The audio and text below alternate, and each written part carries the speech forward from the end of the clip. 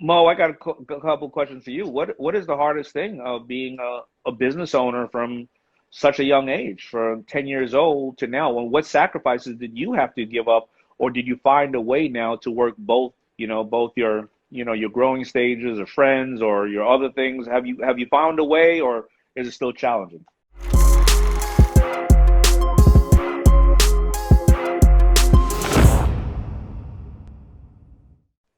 First of all, how old were you, Mo, when you came on the Shark Tank? I think I was about 11 or 12. Yeah. And Yeah. so, are you right now at the shop? I know you have your own store. Are you at the shop right now? No, we're at home right now. You're at home right now. Good. So, Tramica, and Mo, I think it is Black History Month, and I think there's so much that we can learn from you both. Mo, as a young adult, growing up and being your own business. Tramica, as somebody who I always reflect and think about my mother and our relationship. I think I'm going to ask the first question to Tramica. Tramica, what is the hardest part about raising a young entrepreneur? Yeah, And yeah, yeah, the go ahead. hardest part for me personally in raising an entrepreneur, not only an entrepreneur, but a creative. So, Yeah. early on, he had his own mind. He knew exactly what he wanted. And as mama, I'm supposed to make the decisions, but having that challenge, it was, a bit of a challenge in getting him to go along with what I want every time. But understanding too that he's his own man, he's his own person, allowing him to flourish and to be the person that he's going to be, and kind of stand back and let him be that. How big of the mistakes do you allow him to learn on his own? Because I'll tell you, my buddy who his name is Jaleel White. He's obviously very, very famous because he played Urkel Yeah. as a kid, and whenever we think of Urkel, we laugh, right? Urkel. But he's a great dad, and he taught me. He said when his daughter or does something or wants to do something that he doesn't think is the best thing to do, he goes, instead, like me, I go, I don't think you should do that. Then he goes, go try that. You go try smoking. See how smoking works out for you. And Right. they go, and then when they go and do it, and if it doesn't work out, they come back and go, Absolutely. you know what I mean? So he falls on his ass laughing. When Mo wants to go do something, which, as parents, he may actually be right because we don't know everything as parents. We're still growing and learning. He may want to do something in technology or position a certain way. Right. When you have that gray line, do you ever say, absolutely not? Do you say, take a smaller step? Do you say, think about that? Or do you just say, go ahead, try it and let me know? Well, Damon, you've been a 19-year-old young man before, right? So Yeah, it's yeah. not a whole lot mama can say, but I've learned to start asking questions. And once I ask these questions, like, are you sure that's the right move? And what do you think the outcome is going to be? He starts to think and say, oh, you know what? Yeah, I haven't thought about that, but I'll think about that, and still allowing him to make those decisions. So just kind of giving him a different perspective works really, really well. And then, of course, for me, being able to step back and say, okay, let him figure this out. I offer my opinion. I used to try to kind of sway him in a certain direction of what I wanted him to do, but now I just ask those questions and make sure he's very sure in what it is that he wants to do. And I think I from it, think, he makes pretty decent decisions, if you ask me. well, obviously, because I see so much growth in you, Mo, and I'm going to get to Mo in a second. But, I think what you just said is really important of not just talking to your child, but talking to your significant other. A lot of us have issues with our significant other. They want to do something and we go, no, no, no. But a lot of times we just don't say, well, what do you expect the outcome to be? And where are we going with this? And okay, let me know what you really think about it. And if you do that, I think also whether it's a business partner or significant other, I think you allow people to take that moment to pause and reflect on it. Mo, I got a couple questions for you. What is the hardest thing of being a business owner from such a young age, from 10 years old to now? And what sacrifices did you have to give up, or did you find a way now to work both, both your, your growing stages of friends or your other things? Have you found a way, or is it still challenging? Yes, I think it's not as challenging just because I'm older and I have more free time.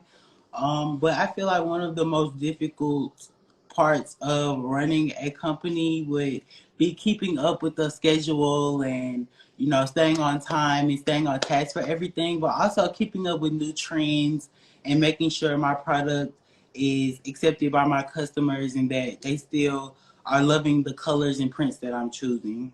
And I also think that one of the sacrifices that I have had to make as a child is just, sometimes you want to go to a party and sometimes you want to go hang out with your friends, but you have to really keep that tunnel vision and stay focused.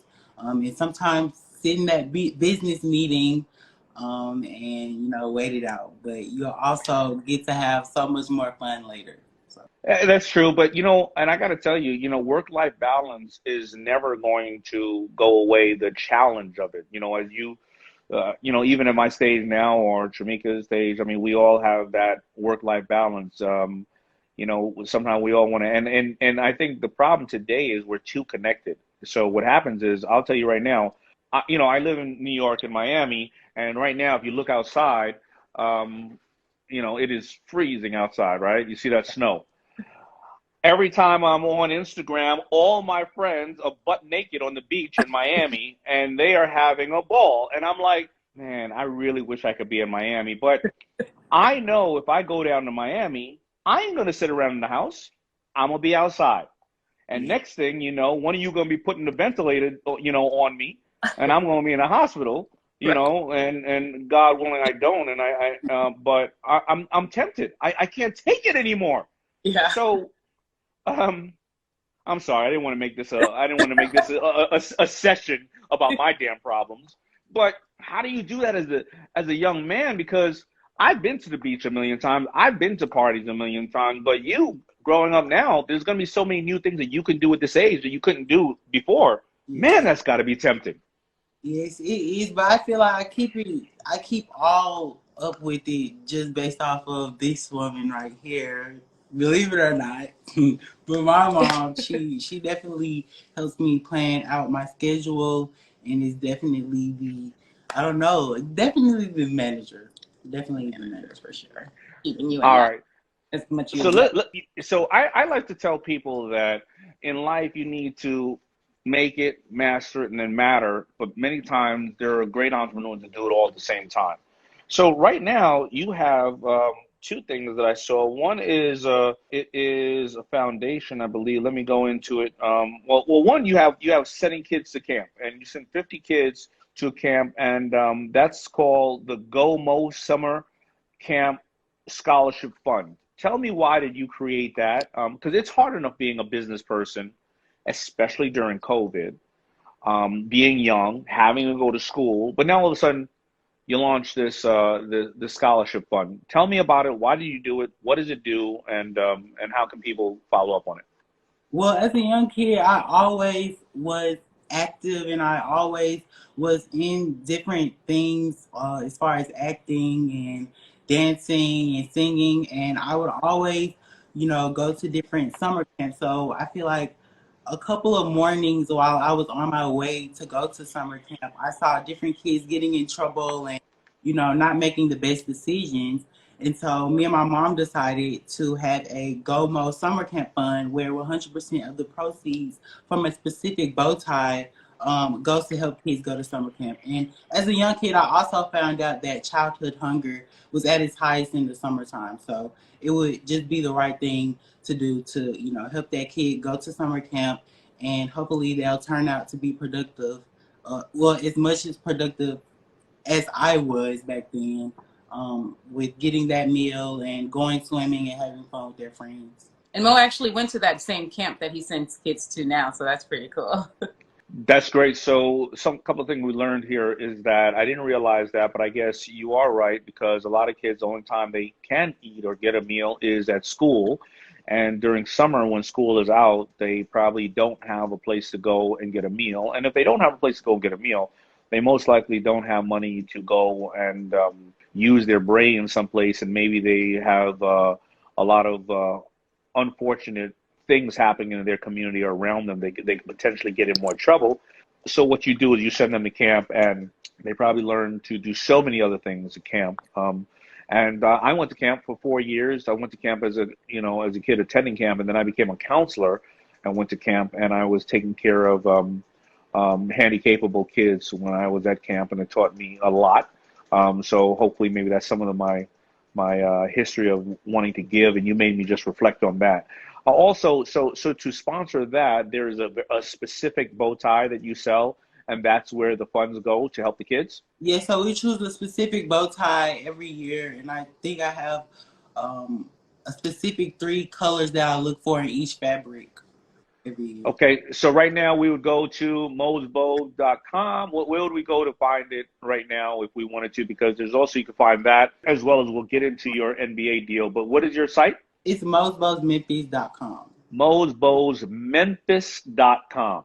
Okay, cool. So let's talk about, you have a foundation as well, correct? Well, we're just starting. Yep, we're just starting out with the foundation. It's pretty fresh, but we basically wanted to use some of the resources that we've had instead of having parents recreate the wheel on encouraging entrepreneurship with their children. We decided to use the resources and the connections that we had and encourage other parents and other kids. And like you read in the bio, I really feel if we nurture those passion in our children, there's no telling what will happen. And each child has a gift. So at early, at 4 years old, Mo's dressing himself, and I just kind of nurtured it and encouraged it, and then here we are. So just using those same skills and encouraging and helping other parents. Excellent, excellent. So the foundation is just starting, so we'll be on the lookout, and I'll probably do another interview with you in the future to go over that. So 2015, NBA correspondent for the draft. Then you did a deal, a licensing deal. I'm certain with the NBA and all the teams. You make bow ties and all the teams. So explain to me how that came about. Mo, you went out and you go after the NBA, one of the biggest organizations in this country, and they supported and worked symbiotically with a little everyday entrepreneur. So tell me how that went about, and what is it? Well, it was basically a collection of about 30 ties, 30 team ties, and it was a 2-sided bow tie where we had one side was the team logo, and then the other side was a classic print. So we would have a dots or a paisley or a houndstooth on the opposite side. So you could wear one side to the game and the other side to, a date night. And it was just pretty cool because it showed lots of young black people, young black kids, boys specifically like me, that, you don't have to actually play ball to have a contract with the NBA. I love it. Is it still operative, or you already went through that deal? I did it for like a year and a half. And okay. It's a great way to expand the brand too and expand our customer reach as far as the sports arena or sports world. Well, excellent, excellent. So, just in closing, how has COVID been working for you, or obviously against your challenges? And as one entrepreneur of no age, I'm not even going to consider your age right now because you've been doing this now 10 years, both of you.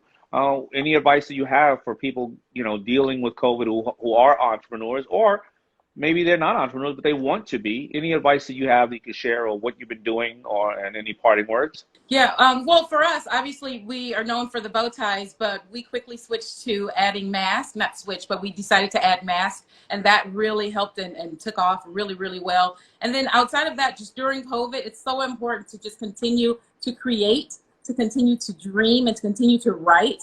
And so, yeah, for us, we've just kind of been keeping busy with a lot of collaboration. Mo can talk further about what he's been collaborating. And then, of course, doing the virtual. That's been amazing, being able to pop into some virtual classrooms and able to still share the story even more. We get a lot of requests from like Germany, all over the country, for Mo to share his story. So just being available, keeping pictures updated, obviously fun content on social media, and yeah, just keep grinding, basically. Yeah, that's actually, I did forget that point. You're an author as well, and you're able to go out there. So what is your book called? My book is right behind you. The Young Person's Guide to a Startup Success. And it's basically about, all of my struggles and all of my different stories that I put in the book that really helped me come to where I am today. And on the back of the book, I also have my Bows of Business, which is an acronym that I came up with, which is believe in yourself, the opportunity to give back. When you work hard, you believe in yourself, and study hard, of course, and also seek support. And Daymond wrote the foreword for it, so thank you for that. Absolutely. All right. Well, thank you so much for being such a an example. You know, when I was at that stage of my career, or at 5, 10 years, and nobody really knew who I was, and social media wasn't out, so they couldn't learn from my struggles and or my the things that I was doing right in the world, and actually see me and my mother collectively just doing it. So I love that you are a great example in real time that people can see going through it, and you're sharing your story and helping people. So thank you so much, and I will be catching up with you another day. Hey, you, are you subscribed to make sure that you see all these videos with free advice, chats, and business experts, and content that will motivate and inspire you? If not, come on, hit the subscribe button and commit. Below is your chance to level up and learn every single week. I'll see you in there.